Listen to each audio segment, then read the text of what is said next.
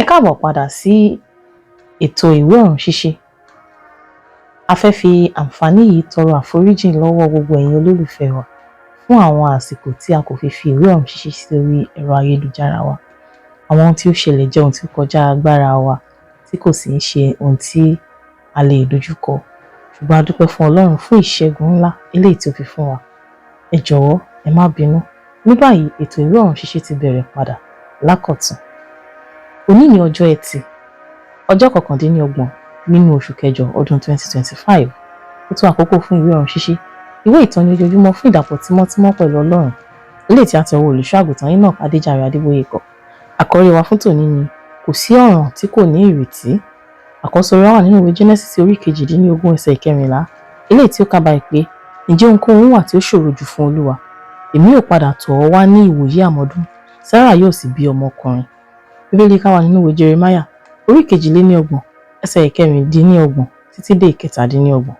Lọ́pọ̀ ọdún díẹ̀ sẹ́yìn, obìnrin kan tó ní ọkọ tó ní ọ̀pọ̀lọpọ̀ owó ní àdúgbò kan kò ní ọmọ. Òun àti ọkọ rẹ̀ wá ọ̀nà àbáyọ níbi gbogbo, wọ́n sì ná ọ̀pọ̀lọpọ̀ owó ṣùgbọ́n kò sí ìyípadà. Ní ọjọ́ kan, ọ̀kan nínú àwọn ẹbí ọkọ rẹ̀ sọ fún un pé kó má fàkókò ṣòfò mọ́ nítorí pé àwọn àjẹ́ kan ti gba ilé ọmọ rẹ̀, kò sì lè bí ọmọ mọ́.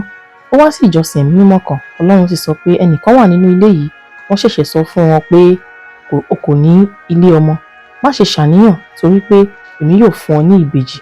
Kò pẹ́ lẹ́yìn èyí tí ó fi lóyún. Ní ilé ìwòsàn, dókítà kan ṣàyẹ̀wò rẹ̀ ó sì sọ pé ó dàbí pé ọmọ kan ló wà níbí. Ó dáhùn pé rárá, kì í ṣe ọmọ kan ṣoṣo. Ọlọ́run ṣe ìlérí pé yóò fún mi ní ìbejì. Dókítà náà sọ pé ó yẹ kí o dúpẹ́ lọ́dọ̀ Ọlọ́run pé o tilẹ̀ ní ẹyọ kan.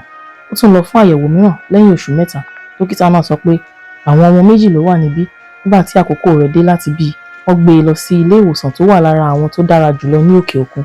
Ó sì béèrè fún iṣẹ́ abẹ. Lẹ́yìn tí wọ́n gbé àwọn ọmọ náà jáde, dókítà oníṣẹ́ abẹ wò káàkiri nínú obìnrin náà, kò sì rí ilé ọmọ. Nígbà tí obìnrin náà tají lẹ́yìn tí abẹ́rẹ́ ohun tí wọ́n fún ṣiṣẹ́ tán, dókítà oníṣẹ́ abẹ náà wá sọ fún un pé mo ti ṣe ju iṣẹ́ abẹ 1000 lọ. Èyí ni ìgbà àkọ́kọ́ tí màá gbé ọmọ méjì kúrò nínú obìnrin tí kò ní ilé ọmọ. Máàkù orí 10 ẹsẹ̀ 17. Jésù tẹjú mọ́ wọn wípé kò ṣeé ṣe fún ènìyàn, ṣùgbọ́n ti Ọlọ́run kò rí bẹ́ẹ̀, nítorí pé kò sí ohun tí Ọlọ́run kò lè ṣe. Olùfẹ́, kò sí ohun tí ẹnikẹ́ni ti lè sọ nípa àwọn ìṣòro tó lè wà nínú ayé rẹ̀. Ọ̀rọ̀ rẹ̀ kì í ṣe ohun tí kò ní ìrètí.